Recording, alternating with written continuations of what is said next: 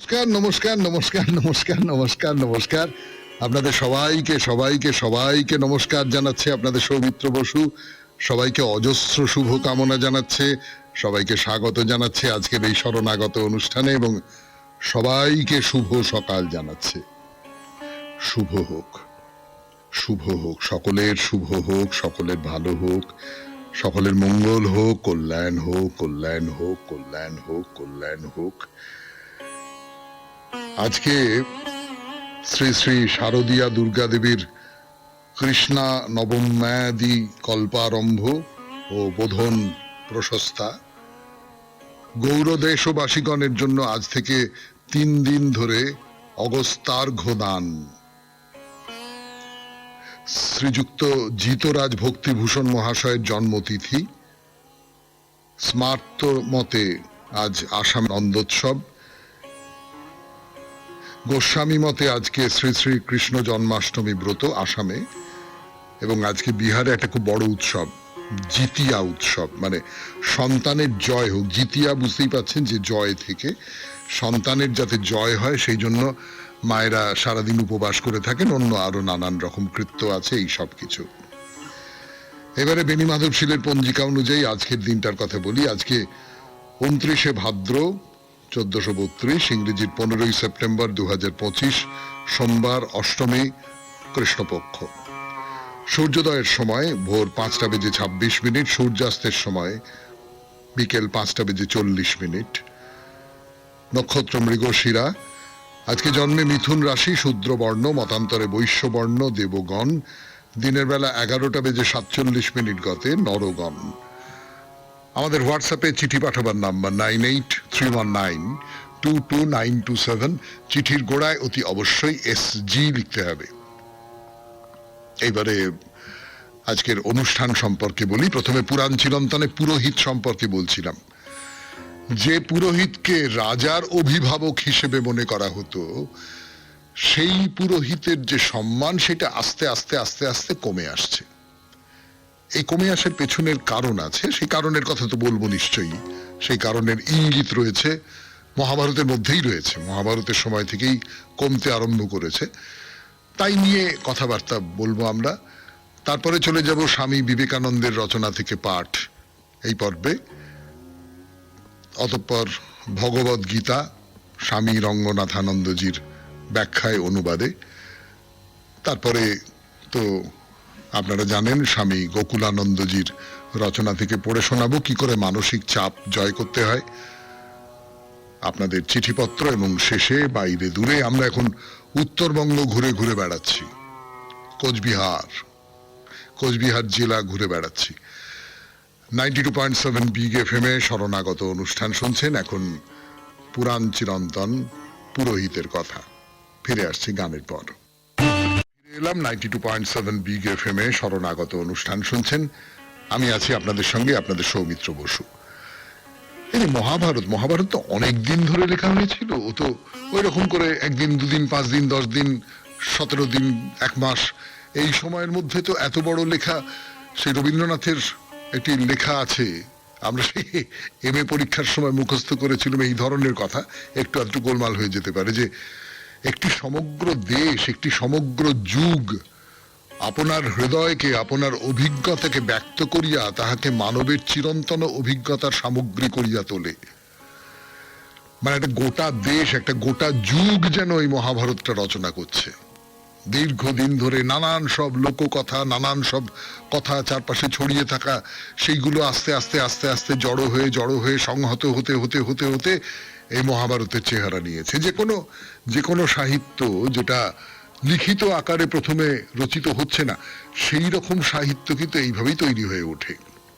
তো সেই মহাভারত সেই রকম করে তৈরি হয়ে উঠছে। ফলে এর মধ্যে একটা বড় সময়ের আমার দেশের যে ইতিহাস বলুন, পুরাণ তো বটেই, এবং তার যে যাবতীয় যে চিন্তা ভাবনার জগৎ, সেই জগৎটা প্রকাশিত হচ্ছে এই মহাভারতের মধ্যে। এবং সেখানে দেখুন একটা জায়গায় যেখানে একজন রাজার মেয়ে, একজন পুরোহিতের মেয়ে, সেই পুরোহিতের মেয়েকে বলছে যে তোর বাবা আমার বাবার কাছ থেকে টাকা খায়, সেই জন্য তোদের সংসার প্রতিপালিত হয়। এইরকম একটা কথা বলছে। তো এই যে রাজার টাকা দেয়, মানে টাকার গুরুত্বটা অনেক বেশি হয়ে যাচ্ছে, এইটা মহাভারতের যুগেই তাহলে রাজার জায়গাটা সমাজে পুরোহিতের চেয়ে ওপরে উঠে গেছে। ফলে এইরকম কথাও মহাভারতে আছে যে একজন রাজা 10 জন শ্রোত্রিয় ব্রাহ্মণের সমান। মানে ভেবে দেখুন, মানে একজন রাজা 10 জন ব্রাহ্মণকে প্রতিপালন করতে পারে, এরকম একটা কথা বলা হচ্ছে মহাভারতে। তো যে সমস্ত গ্রন্থ যাদের ব্রাহ্মণ্য গ্রন্থ বলা হয়, এমনকি মহাভারতের মতন যে উদার একটি গ্রন্থ, তার মধ্যেও পুরোহিতের সঙ্গে রাজার যে সম্পর্কের যে নানান রকমের পরত, সেই পরতটা দেখা খুব খুব ইন্টারেস্টিং একটা ব্যাপার রয়েছে। আস্তে আস্তে আস্তে আস্তে পুরোহিতের কাজটা কি হয়ে দাঁড়ালো? পুরোহিতের কাজটা হয়ে দাঁড়ালো যে গার্হস্থ্য কাজগুলো যেগুলো আছে, মানে এই জাতকর্ম করা, হ্যাঁ, অন্নপ্রাশন, পৈতে দেওয়া, বিয়ে, শ্রাদ্ধ, মানে যেগুলোকে সংস্কার বলে, 10টা সংস্কারের কথা বলে। তো এই এই কাজগুলো পুরোহিতের কাজ। এই কাজগুলো, যে পুরোহিত রাজার প্রধানমন্ত্রী ছিল, সেই পুরোহিতের কাজ হচ্ছে এইটা। এবং সেটা শুধু রাজার ঘরেই না, সাধারণ মানুষেরও এগুলো দরকার হয়। তো এইটা হয়ে দাঁড়ালো পুরোহিতের কাজ। 92.7 বিগ এফএম এ শরণাগত অনুষ্ঠান শুনছেন। আমি আছি আপনাদের সঙ্গে, আপনাদের সৌমিত্র বসু। ফিরে আসছি গানের পর। যেগুলো বলছিলাম, এর থেকে কি বেরোয়? সেটা হচ্ছে পুরোহিত তোমার পাপ কমিয়ে দেবে, যেটা আমরাও বিশ্বাস করি। তো পুরোহিত তোমার পাপ কমিয়ে দেবে, তোমাকে দেবতার কাছাকাছি নিয়ে যাবে। হ্যাঁ, তো পুরোহিতকে ভক্তি করো, পুরোহিত তোমার মনের মধ্যে ভক্তির বীজ বুনে দেবে। তুই পুরোহিতের সঙ্গে মন্দিরে যাও। এই এই এবং স্ত্রী, শূদ্র, ব্রাহ্মণ্য সংস্কৃতির মধ্যে এই সমস্ত যে খুচখাচ যে ব্যাপারগুলো, এইগুলোই হচ্ছে পুরোহিতের কাজ। এই সামাজিক একটা পরিবর্তন ঘটছে, সেই পরিবর্তনের মধ্যে দিয়ে এইগুলোই পুরোহিতের প্রধান কাজ হয়ে উঠছে। তো মহাভারত গীতার মধ্যে ব্রাহ্মণের ত্যাগ, ব্রাহ্মণের বৈরাগ্য, ব্রাহ্মণের যে আচার আচরণ, চরিত্র, এই সমস্ত নিয়ে বহুবার কথা উঠেছে। তার মধ্যে একদিকে এই যে বৈদিক কৃষ্টির অবনমন ঘটছে, এবং অন্যদিকে এতকালের স্ত্রী, শূদ্র, দ্বিজ বন্ধুদের সামাজিক সংস্কার বা এই সমস্ত ব্যাপার ট্যাপারগুলো, এবং সম্রাট অশোকের যে প্রশাসন, সেই প্রশাসনে পুরোহিত পদের অবলুপ্তি ঘটছে। পুরোহিতকে তার যে সিংহাসন ছিল, যাকে বলতে পারি ব্রাহ্মণ্য সিংহাসন, সেই সিংহাসনের জায়গা থেকে নিচে নামিয়ে আনছে, তার একটা অবক্ষয় ঘটছে। কিন্তু ওই যে ব্রাহ্মণ হচ্ছে সবচেয়ে বড়, ব্রাহ্মণ হচ্ছে সবচেয়ে উঁচু, এই যে মোহটা, এই মোহটা থেকে গেল। ফলে পুরোহিতের পরিবর্তন ঘটলো এই যে আমাদের সাংসারিক যে দরকার, সেই দরকারের সঙ্গে তাল মিলিয়ে। আমি আপনাদের বলছিলাম না যে আমাদের গ্রামের বাড়ির যে কুলপুরোহিত, সেই ছেলেটি কোনো দিক থেকে যে আমার চেয়ে কেন, যারা তার কাছে যায়, পুজো আচ্চার জন্য যায়, ইত্যাদি ইত্যাদি, তাদের চেয়ে পড়াশুনো বলুন, ধী শক্তি বলুন, বা যা কিছু বলুন, সেই সমস্ত দিক দিয়ে উন্নত, এইরকম ভাববার কোনো রকমের কারণ নেই, বরং তাদের চেয়ে অনেকটাই খাটো, কোনো সন্দেহ নেই তাতে। কিন্তু ওই যে ব্রাহ্মণ, তার ফলে ওই কোনো একটা ওইরকম ধর্মীয় অনুষ্ঠানের পর তাকে প্রণাম করতে হবে, সে এরকম করে হাত তুলে দাঁড়িয়ে রয়েছে। আমি আমার মাকে বলছি, কি ওকে প্রণাম করছো কেন? ও কি? মা বলছে, ওকে প্রণাম করছি না, ওর পৈতেটাকে প্রণাম করছি। এই যে পৈতে,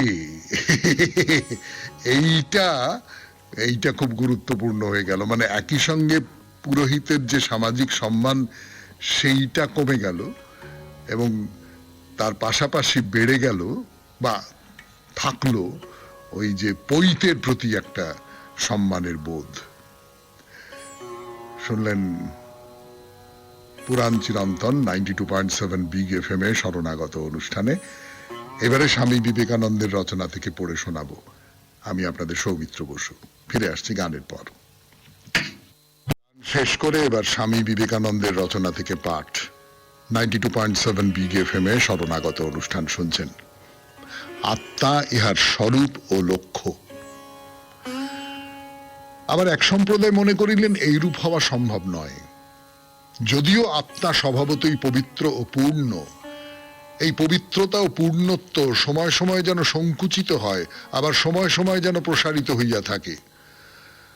কতকগুলি কাজ এবং চিন্তা যেন আত্মার প্রকৃতিকে সংকুচিত করে, আবার কতকগুলি কাজ এবং চিন্তা যেন তাহার স্বভাবকে পরিস্ফুট ও বিকশিত করে। এই বিষয়টি আরো পরিষ্কার রূপে বিশ্লেষণ করা হইয়াছে। যেসব চিন্তা ও কার্য আত্মার পবিত্রতা ও শক্তি সংকুচিত করে সেগুলি অশুভ, যেসব চিন্তা ও কার্য আত্মার শক্তিকে পরিস্ফুট করে সেইগুলি শুভ। দুইটি মতবাদের মধ্যে পার্থক্য অতি সামান্য। সংকোচন এবং প্রসারণ এই দুইটি শব্দের ব্যাখ্যার উপরেই ইহা নির্ভর করিতেছে। যে মতে আত্মার যন্ত্রস্বরূপ মনের গঠনের উপরেই আত্মার বিকাশের তারতম্য নির্ভর করে, সেই মতটি নিঃসন্দেহে ভালো বলা যাইতে পারে। কিন্তু সংকোচন ও প্রসারণ মতবাদী এই দুইটি শব্দের আশ্রয় লইতে চান। তাহাদের নিকট প্রশ্ন করা কর্তব্য, আত্মার সংকোচন এবং প্রসারণ বলিতে তাহারা কি বুঝিয়া থাকেন? আত্মা চেতন বস্তু, প্রশ্ন করিতে পারো। স্থূল জড় পদার্থ বা সূক্ষ্ম চেতন বস্তু মন সম্পর্কে সংকোচন ও প্রসারণ বলিতে কি বোঝায়? কিন্তু ইহা ছাড়া যাহা জড় নয়, যাহা দেশকালের অতীত, তাহা সম্বন্ধেও এই সংকোচন ও প্রসারণ শব্দ দুইটি কি রূপে প্রযুক্ত হইবে? সুতরাং মনে হয় যে মতবাদে আত্মা সর্বদাই পবিত্র ও পূর্ণ, শুধু মানসিক গঠনের তারতম্য অনুসারে আত্মার প্রতিফলনের তারতম্য ঘটে, সেই মতই অপেক্ষাকৃত ভালো। মনের পরিবর্তনের সঙ্গে ইহার প্রকৃতিও যেন ক্রমশ আরো শুদ্ধ হইতে থাকে এবং আত্মার বিকাশও উন্নততর হয়। যতদিন না মন শুদ্ধ হয়, তাহাতে অন্তর্নিহিত আত্মার সব গুণই পূর্ণ বিকশিত না হয়, ততদিন এরূপ চলিতে থাকে। তারপর আত্মা মুক্ত হয়। শুনলেন স্বামী বিবেকানন্দের রচনা থেকে পাঠ, আত্মা ইহার স্বরূপ ও লক্ষ্য। এরপর গানের পর ভগবদ গীতা। আমি আছি আপনাদের সঙ্গে, আপনাদের সৌমিত্র বসু। 92.7 বিগ এফএম এ শরণাগত অনুষ্ঠানে ভগবান শ্রীকৃষ্ণের কথা, অর্জুন আর শ্রীকৃষ্ণ। স্বামী রঙ্গনাথানন্দজি তার অনুবাদে এবং ব্যাখ্যায় ভগবদ গীতাকে প্রকাশ করছেন। শোনাই আপনাদের যতটা পড়েছিলাম তারপর থেকে। গত হাজার বছর ধরে আমরা লক্ষ্য করে আসছি যে ভারতে এই জ্ঞানমার্গ আমাদের সাধারণ মানুষের কাছে সঠিকভাবে বোধগম্য হয়নি। কেবল নেতিবাচক দিকটির উপরই বেশি জোর দেওয়া হয়েছে। তার ফলে আমাদের জনগণ হয়ে পড়েছে আত্মকেন্দ্রিক, নিরীহ, বাহ্য জগতের ঘটনাবলীর ব্যাপারে আগ্রহহীন। এদের মধ্যে কিছুটা উৎসাহহীনতা জেঁকে বসেছে, কারণ এই নিগূঢ় দর্শনকে আয়ত্ত করার মতো আধ্যাত্মিক শক্তি আমাদের ছিল না। এবং প্রায়শই সাধারণ মানুষ শুষ্ক মনোভাবাপন্ন হয়ে পড়ে। আমরা কখনোই দ্বিতীয় অধ্যায়ের যোগের বা বুদ্ধিযোগের পরবর্তী অংশ বুঝতে পারিনি। কিন্তু কর্মজীবনে বেদান্ত সম্বন্ধে গীতার বাণীগুলির সম্যক বোধ এখন আমাদের আসছে। গীতার সামগ্রিক আধ্যাত্মিকতার রূপটি তুলে ধরাই হলো স্বামী বিবেকানন্দের মহান অবদান। কাউকেই বলতে হবে না আমি সংসারী। তুমি কর্মরত হও অথবা নানাভাবে সংসারের কাজে জড়িত হও, তবেই তুমি সংসারী কখনোই নও। তুমি সংসারে আছো কিন্তু সংসারী নও। তোমার স্বাভাবিক আধ্যাত্মিক প্রকৃতি সম্বন্ধে তোমার কিছু ধারণা আছে। দিনের পর দিন তুমি সেই ধারণাকে শক্তিশালী করে তুলছো। অতএব আধ্যাত্মিকতাই এর সামগ্রিক রূপ। তাই স্বামী বিবেকানন্দ বলেছেন, যদি কোনো নর বা নারী আধ্যাত্মিক না হয়, আমি তাকে হিন্দু বলি না। সবকিছুকেই ব্যাপ্ত করে আছে আমাদের আধ্যাত্মিকতা। আধ্যাত্মিক হবার জন্য আমাদের উত্তর কাশী বা ঋষিকেশ যেতে হবে না, মোটেই না। তুমি তোমার গৃহ এবং কর্মস্থলেই আধ্যাত্মিক হয়ে রয়েছ। এটা তোমার উত্তরাধিকার। বিবেকানন্দ বলেন, আত্মা মাত্রই অব্যক্ত ব্রহ্ম। কেবল এ বিষয়ে প্রত্যেককে জ্ঞাত হতে হবে ও তদনুযায়ী জীবনযাপন করতে হবে, অবশ্য সে যতটা পারে। এই কথাই শ্রীকৃষ্ণ জনে জনে বলেছেন এই অধ্যায়ের মাঝামাঝি 2/40 সংখ্যক শ্লোকে। এই ধর্মের অল্পমাত্র পালনেই মানব মহৎ ভয় থেকে রক্ষা পেতে পারে। শ্রীকৃষ্ণ বলে চলেছেন সেই বিখ্যাত শ্লোক, আমি মূল সংস্কৃতটি পড়ছি না। মানুষ যেমন জীর্ণ বস্ত্র পরিত্যাগ করে নতুন বস্ত্র পরে, তেমনি জীবাত্মাও জীর্ণ শরীর ত্যাগ করে নতুন শরীর ধারণ করে। পরিধানের বস্ত্র যখনই পুরাতন হয়, লোকে সেই পুরাতন বস্ত্র বিনা বাক্যব্যয়েই ফেলে দেয়, অন্য নতুন বস্ত্র গ্রহণ করে। সাধারণত নিজের পরিধেয় বস্ত্র নিয়ে লোকে এইরকমই করে থাকে। ঠিক তেমনি ভাবেই দেহধারী ব্যক্তি জীর্ণ অর্থাৎ ক্ষয়প্রাপ্ত হলে, জীবনের কাজে অনুপযুক্ত হলে শরীরটিকে ত্যাগ করে, শান্তভাবে ফেলে দেয় এবং নতুন দেহ গ্রহণ করে কর্মফল ভোগ করবার জন্য, অর্থাৎ অন্য শরীরে প্রবেশ করে। শুনছেন ভগবদ গীতা থেকে পাঠ 92.7 বিগ এফএম এ শরণাগত অনুষ্ঠানে। একটু গান শুনি, তারপরে আবার ভগবদ গীতা। আবার ভগবদ গীতা 92.7 বিগ এফএম এ শরণাগত অনুষ্ঠানে পড়ে শোনাচ্ছি ভগবদ গীতা থেকে এবং তার ব্যাখ্যা, স্বামী রঙ্গনাথানন্দজির ব্যাখ্যা। এই হলো মৃত্যু ও পুনর্জন্ম সম্বন্ধে বেদান্তের চমৎকারী ভাবনা। আমি আমার দেহ ত্যাগ করি, এখনো আমাদের বোধ হয় আমি দেহ ছিলাম, এখন এই দেহের নাশ হয়েছে। এখানে এই মনোভাব রয়েছে, তাই দেহভিত্তিক জ্ঞানই আমরা বুঝি। কিন্তু যারা উচ্চ আধ্যাত্মিক বোধ সম্পন্ন, তারা বোঝেন যে এই দেহ একখণ্ড পুরাতন বস্ত্রের মতো, যা ফেলে দিয়ে আমরা নতুন বস্ত্র পরে থাকি। 4 জুলাই 1902 খ্রিস্টাব্দে রাত্রি 9টার একটু পরেই বিবেকানন্দ যখন কলকাতার কাছে বেলুড় মঠে দেহত্যাগ করেন, স্বামী রামকৃষ্ণানন্দ শশী মহারাজ সেই রাত্রেই মাদ্রাজে একটি স্বপ্ন দেখেন। তিনি শুনতে পান বিবেকানন্দ যেন তাকে বলছেন, শশী শশী, আমি থুথু ফেলার মতো আমার দেহটাকে ত্যাগ করেছি। পরদিন কলকাতা থেকে বিবেকানন্দের দেহত্যাগের সংবাদ বহন করে টেলিগ্রাম এলো। তার মতো নরনারী বলতে পারেন আমি থুথু ফেলার মতো দেহটাকে ত্যাগ করেছি। অনেকেরই আধ্যাত্মিক জ্ঞান ও অভিজ্ঞতা নেই, তারা মনে করে এই দেহই তাদের সত্তা, এটিকে হারালে তারা দুঃখে অভিভূত হয়। তাই বোঝা যায় যে তারাই যে চিরন্তন আত্মা সে সম্বন্ধে তাদের বোধ আসেনি।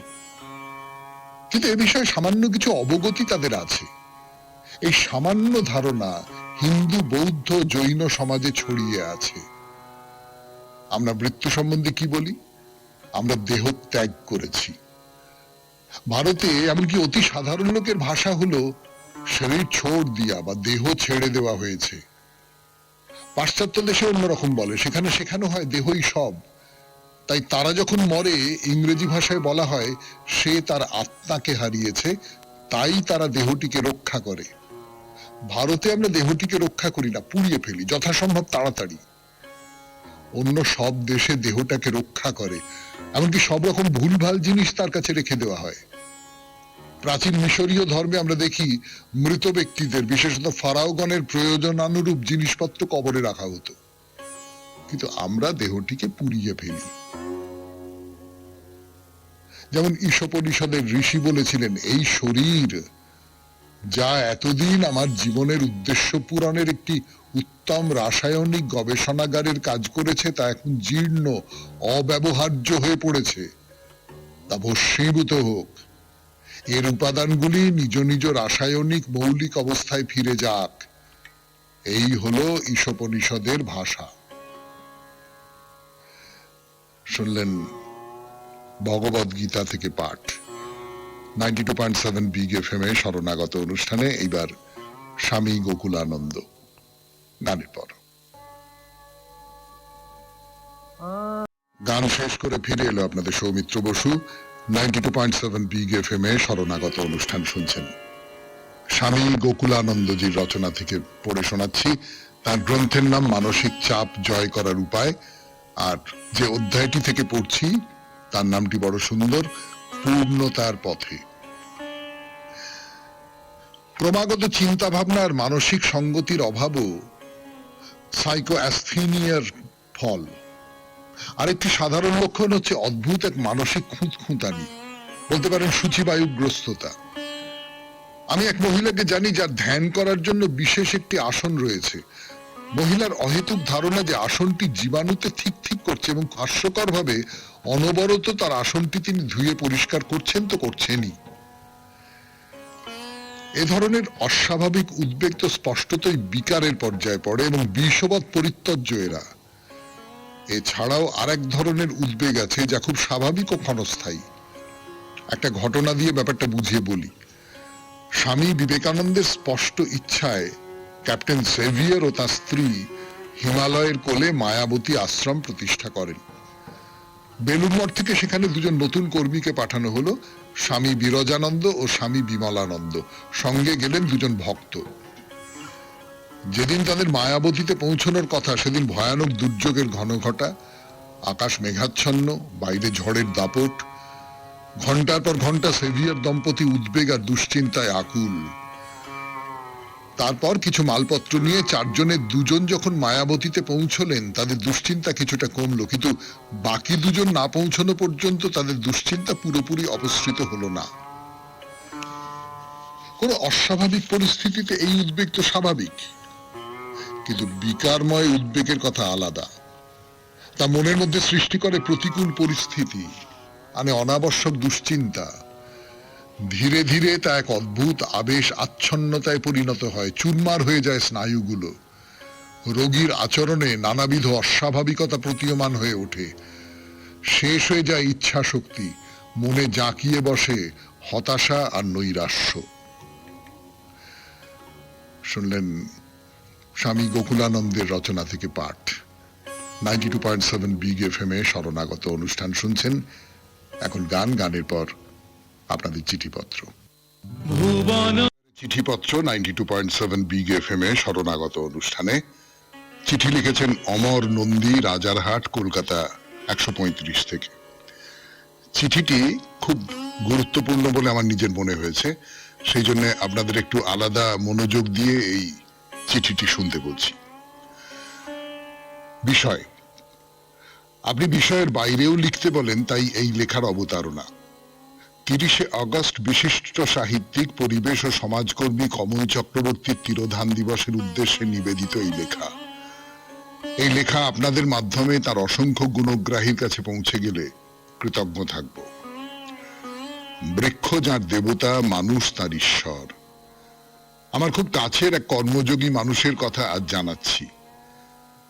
পরিবেশ কর্মী তথা সাহিত্যিক কমল চক্রবর্তী টেলকোর নিশ্চিন্ত চাকরি ছেড়ে 1996 সালের 1 সেপ্টেম্বর গড়ে তুললেন ভালো পাহাড়। নিরন্তর কষ্ট আর অসম্ভবের মেলবন্ধন ঘটিয়ে পুরুলিয়ার রুখা সুখা ডাঙর জমিতে এক একটা করে গাছ লাগিয়ে তৈরি করলেন ভালো পাহাড়। কয়েকজন বন্ধুকে নিয়ে বান্দোয়ানের ডাঙর জুড়িতে 80 বিঘে জমি কিনে আকাশমণি, গামহার, অমলতাস, রুদ্রপলাশ, জারুল বসিয়ে বৃক্ষ মানব কমল চক্রবর্তী জল সিঞ্চন করে তাদের বড় করে তুললেন। এইভাবে লক্ষ গাছের অরণ্য গড়ে উঠল।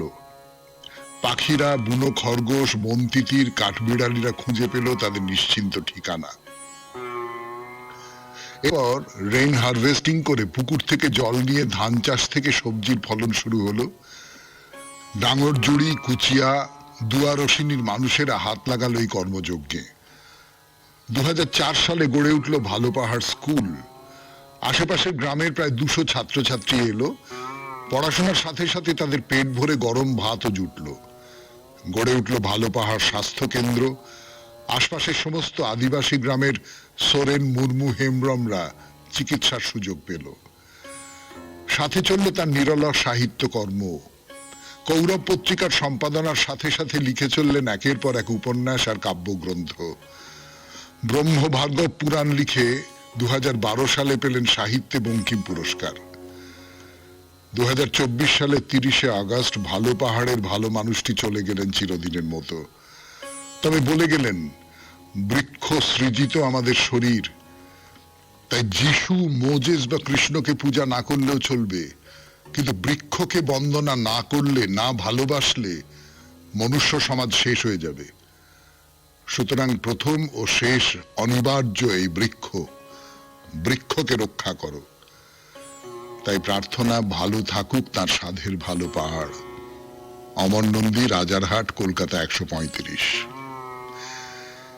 মানে এই যে চিঠিটা, এই চিঠিটা যে কারণে আমি খুব গুরুত্ব দিয়ে পড়ে শোনালাম আপনাদের, তার মধ্যে একটা তো নিশ্চয়ই গাছপালা, গাছ থেকে আমাদের জন্ম, গাছকে বাঁচিয়ে রাখতে হবে, এইরকম একটা কথা বলছে নিশ্চয়ই, সে তো আমরা জানি।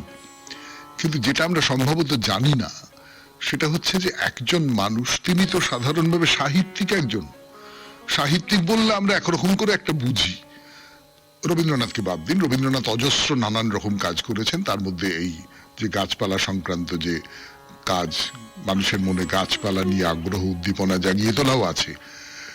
কিন্তু তার বাইরেও একজন মানুষ এতগুলো কাজ করতে পারেন।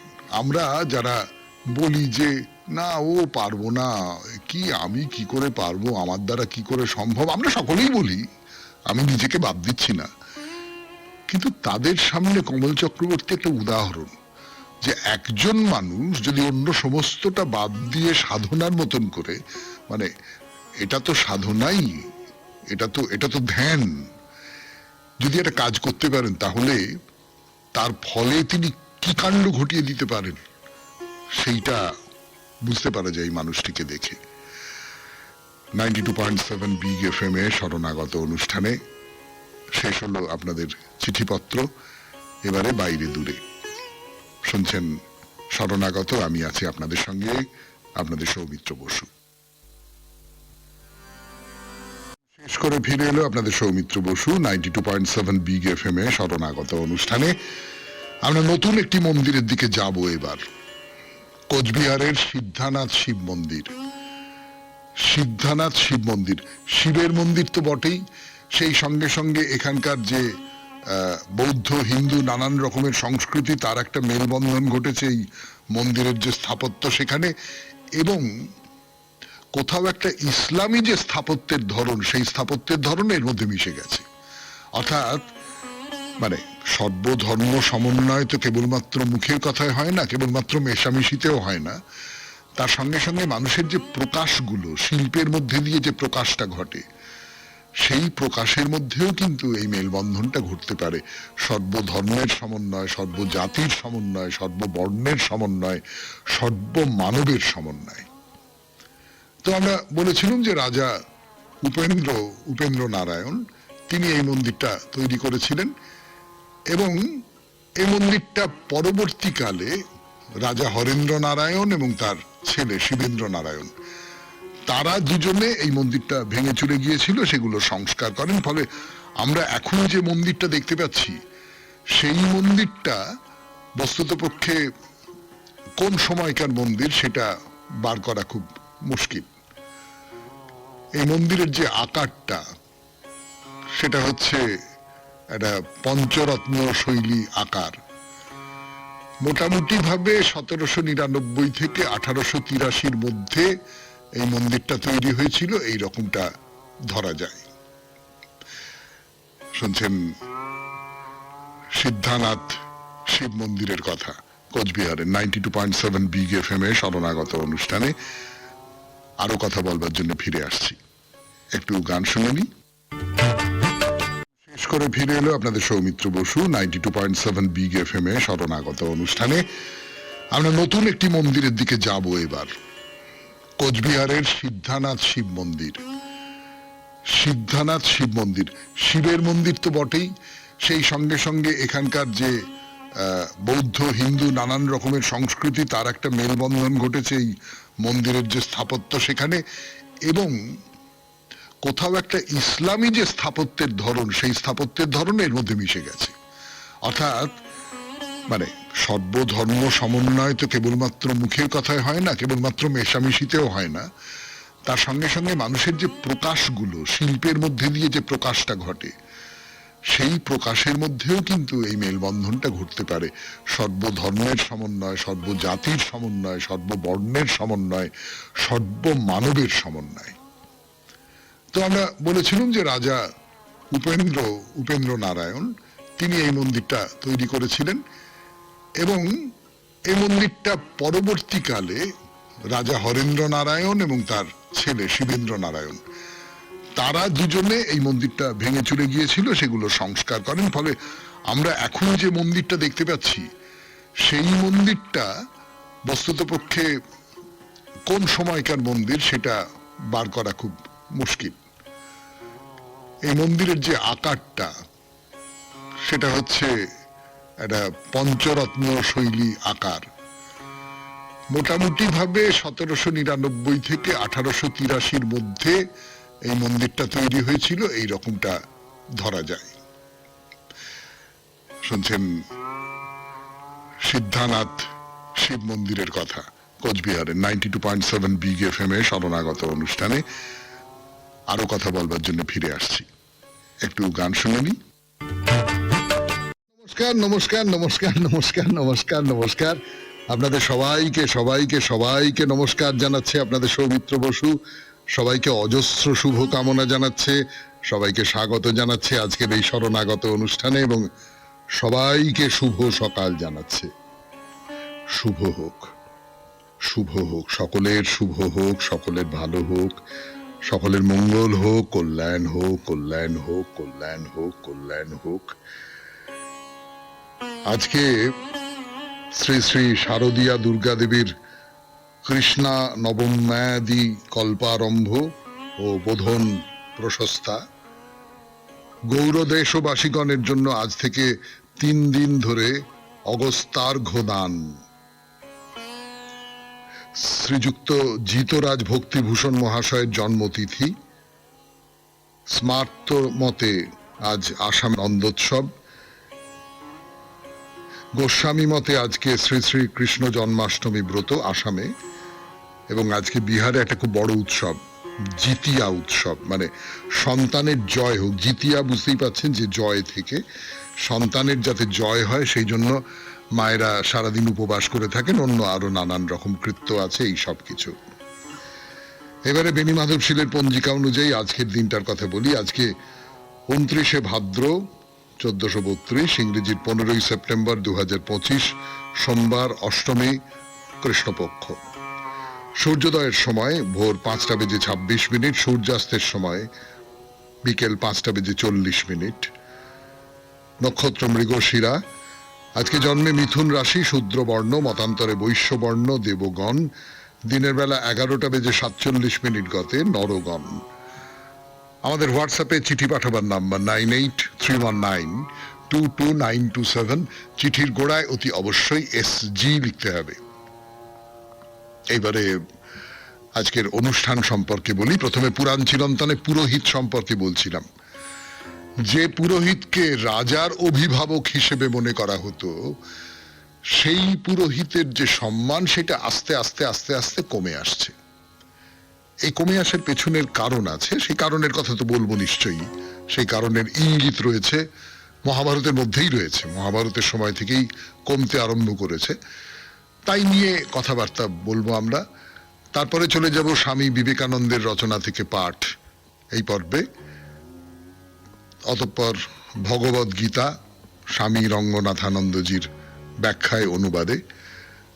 তারপরে তো আপনারা জানেন স্বামী গোকুলানন্দজির রচনা থেকে পড়ে শোনাবো কি করে মানসিক চাপ জয় করতে হয়, আপনাদের চিঠিপত্র, এবং শেষে বাইরে দূরে আমরা এখন উত্তরবঙ্গ ঘুরে ঘুরে বেড়াচ্ছি। কোচবিহার জেলা ঘুরে বেড়াচ্ছি। 92.7 বিগ এফএম এ শরণাগত অনুষ্ঠান শুনছেন। এখন পুরাণ চিরন্তন পুরোহিতের কথা। ফিরে আসছি গানের পর। ফিরে এলাম 92.7 বিগ এফএম এ শরণাগত অনুষ্ঠান শুনছেন। আমি আছি আপনাদের সঙ্গে, আপনাদের সৌমিত্র বসু। এই যে মহাভারত তো অনেক দিন ধরে লেখা হয়েছিল। ও তো ওই রকম করে 1 দিন 2 দিন 5 দিন 10 দিন 17 দিন 1 মাস এই সময়ের মধ্যে তো এত বড় লেখা। সেই রবীন্দ্রনাথের একটি লেখা আছে, আমরা সেই এম এ পরীক্ষার সময় মুখস্থ করেছিলাম এই ধরনের কথা, একটু আধটু গোলমাল হয়ে যেতে পারে, যে একটি সমগ্র দেশ, একটি সমগ্র যুগ আপনার হৃদয়